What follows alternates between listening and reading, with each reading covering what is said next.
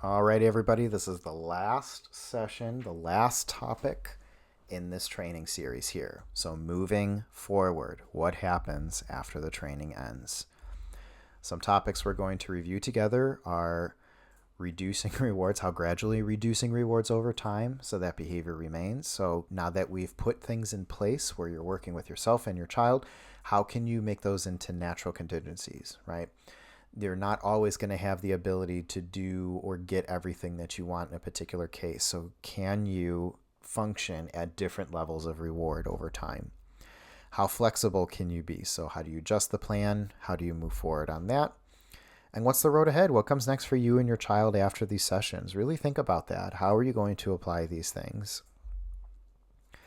Alrighty, so the first thing we're going to talk about is reducing rewards. Again, you can't reward forever, right? And you shouldn't reward forever. You shouldn't be only doing things for that particular reward or waiting for someone else to give you the reward, right? You have to have some level of motivation yourself. Now, it takes that externally at first. It'll take some time for other people to see how that works. It'll take time for you to identify where you can find other ways of reinforcement, but it should be built naturally into your life where you can get natural rewards associated with it and not rely on other folks to get that reward. So right now, your child gets a reward every time they do the quote unquote correct thing or the adaptive thing, the comfortable thing. Over time, as the behavior becomes habit, you'll decrease that reward. You'll decrease that external thing 2 times, then 5 times, and so on, right? Every 2 times they get it, they get the reward every 5 times and so on. Think of a slot machine. If people keep pulling that lever, and when they don't win every time, they keep doing it anyway, right? Because there's a possibility of reinforcement. That's the power of unpredictable rewards. That's kind of how life works, right? We don't always get the things that we want immediately. Sometimes we have to wait longer for them. So here's just a little visual going from 1 behavior equals 1 reward, 2 to 3 behaviors, 1 reward, 5 to 10, and so on, right? Eventually you get to variable. Sometimes it's 1 time, sometimes it's 10 times, but the person is responding because it's part of their repertoire. It's part of their habit now. But you have to do this with flexible planning. Sometimes they don't work the way we expect. And although it might be working now, another context might pop up, another situation might pop up where it's not working. So that's why tracking the data is going to be huge. We're making your notes, making your ABCs, giving yourself a little journal to see where it goes, and so on. So is the person running the plan correctly, right? If something isn't working, is everybody doing this the way they should be? Does your child want the reward anymore? Do you have to change it? Is your child interested in even doing the behavior, right? How are you going to check in with your kid?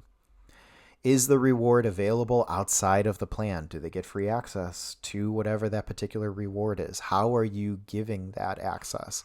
Another thing to consider here too is, are you removing too much access to that thing, right? So you want to try to make this comfortable levels of reinforcement and support. Is there a new behavior, a new situation that's getting in the way? Sometimes new behaviors emerge that need independent attention, and we have to adjust for that as much as possible.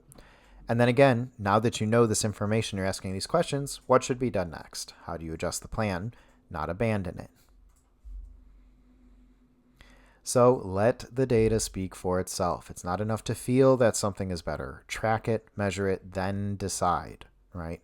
Especially if this is something that's not fluent, that's not comfortable yet, make sure that it's actually changing in the direction that you and your child want it to.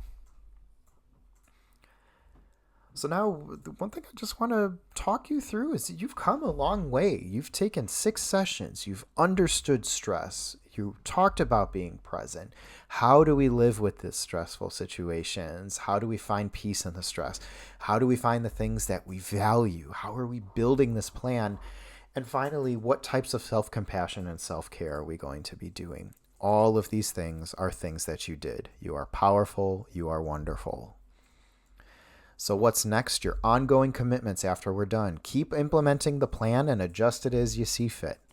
Take at least 5 minutes each day for yourself, or less, depending on what you have available to you. That makes you happy. It's only for you. Check your data every couple weeks. right? Adjust the plan if needed. It's not failure, it's learning, right? We're all trying to find different ways to approach something. Reduce rewards over time. And what I mean by that is, again, like we talked about earlier, you can't reward everything all the time, right? Your behavior, your child's behavior has to operate on natural contingencies where there might be some reward, but it might not come exactly when folks want. So once you become fluent with it, or more comfortable or more consistent, you can reduce the amount of reward that person gets through there. And that all reward is also for yourself too. If you say, I'm going to play with my child for a certain amount of time, then I will do this, stick with that. Keep trust in yourself, keep trust in your child. And reach out for your support. Maybe you're working with a therapist, your community, your people, your family members, whoever. You don't have to do this alone. Talk with people about this, right? The act of caregiving and parenting is very difficult. There's a lot of things that you have to do at any given time, and community is going to be one of the strongest things that you can do to make this maintain over time. So again, 6 sessions ago, you entered stressed, unsure, and looking for help. Today, we're hoping you walk out empowered. You know what to do. You know what kind of caregiver you want to be. You have the tools to be that person. But ultimately, remember that you have to take care of yourself too. Thank you for the work that you do and the person that you are. And make sure to give your kid a high five or be comfortable with your kid and really find some time to do some happy things. This life is tough enough. Finding a little bit of joy is going to be very important.